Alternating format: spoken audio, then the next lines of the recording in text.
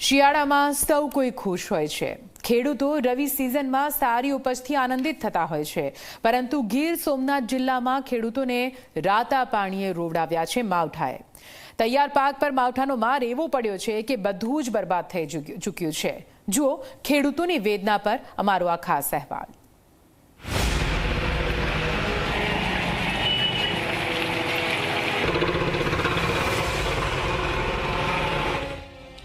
શિયાળાની ઋતુ, ઠંડીની રાહત અને ખેડૂતોના મનમાં પાક કાપવાની આશા, પરંતુ અચાનક આકાશે એવી ચાલ ચાલીને બતાવી કે ખેડૂતોની આશા પર પાણી ફરી વળ્યું।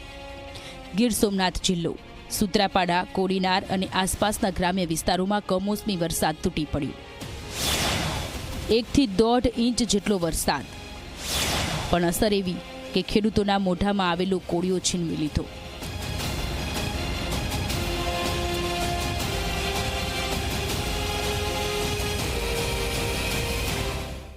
અમારા ગામની અંદર અડધી પોણી કલાકમાં 1.5 થી 20 વરસાદ થયો।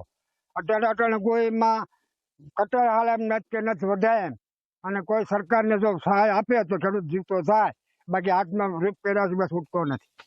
મારે 15 વીઘામાં હતા। નુકસાનની તો વાત તો હદ જ જવા દો। 4-5 મહિનાની મહેનત સરકાર ખેડૂત સાંભળવું જોઈએ, બાકી જય કિસાન ને જય જવાન એ તો એલા રાજમાંથી જાગ્યા ને અમી પણ જાગી, બીજા કોઈ જાગતા નથી। 5 મહિનાની સતત મહેનત, તડકામાં સળગેલા દિવસો અને ઠંડીમાં જાગેલી રાતો, 1 કલાકના વરસાદમાં બધું જ બરબાદ થઈ ગયું। ખેતરમાં ઊભો રહેલો ઘઉંનો પાક જમીન પર ઢળી પડ્યો। બાજરી સહિતના રવિ પાકને મોટું નુકસાન થયું છે।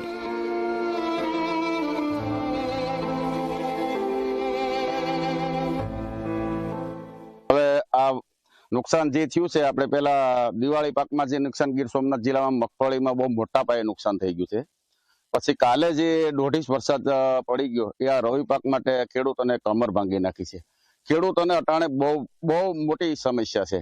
પછી ખાતરની લાઈન માર્યા, ખાતર ન મળ્યું, એટલે ખેડૂતો બાબતમાં બહુ અત્યારે વિચારવા જેવું છે। આ રવિ પાક અત્યારે આ ઘઉં તમે જો સામે દેખાય, આ લગભગ આખા વિસ્તારમાં આ ઘઉં ફેલ થઈ ગયા છે। એમાં જે હવે હાર્વેસ્ટિંગ થાય ને, તો હાર્વેસ્ટિંગ પણ એમાં શક્ય નથી કે જમીન આરે સોટી ગયેલ છે ઘઉં, જે એનું હાર્વેસ્ટિંગ કરવું ખેડૂતો એને લણણી નહીં કરી શકે। હાર્વેસ્ટિંગ બાબતમાં પણ બહુ મોટો ખર્ચો, હવે એમાં ઉપજ તો આવ્યો નથી, કાંઈને હળગાવવા પડે, એટલે બહુ મોટું નુકસાન થઈ ગયું।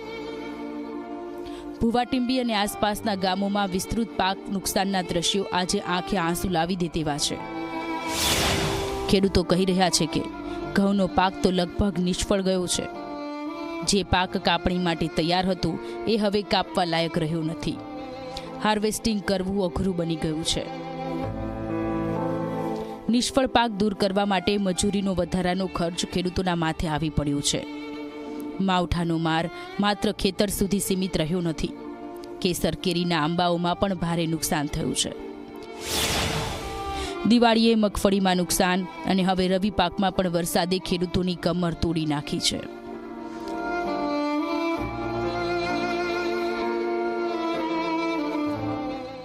કેરીના આંબાના પાકોને આ જિલ્લામાં બધા ખેડૂતોને જે જગતનો તાત કહેવાતો હતો, તાત જો દુખી થઈ જાય, અન્ન ભરનારો દેશને માટે જે કૃષિ એટલે ઋષિ દાતાજી કહેવાય ને, જો એની કમર ભાંગી જશે તો બહુ મોટું નુકસાન થાય। જો આમાં સરકારશ્રી મીડિયાના માધ્યમથી ને લોકશાહીના મીડિયા થકી આ ખેડૂતોનો થોડોક અમે આભાર માનીએ કે અત્યારે તમે પહોંચ્યા છે, એટલે બહુ સારું કહેવાય। જો આમાં ખેડૂતો કંઈક કરે, આ રવિ પાકનું બહુ નુકસાન પાછું આવ્યું છે, જો એમાં ધ્યાન દે તો બહુ સારું। આ છે જગતના તાતની વેદના। આજે ખેડૂત લાચાર છે, નિરાશ છે અને સરકાર તરફ મદદની આશા એ જોઈ રહ્યો છે। સવાલ માત્ર એક જ છે, ખેડૂતોની આ વેદના સરકાર સાંભળશે ક્યારે? કમોસમી વરસાદે માત્ર પાક જ નહીં, ખેડૂતોના આશાઓને પણ ડૂબાડી દીધી છે।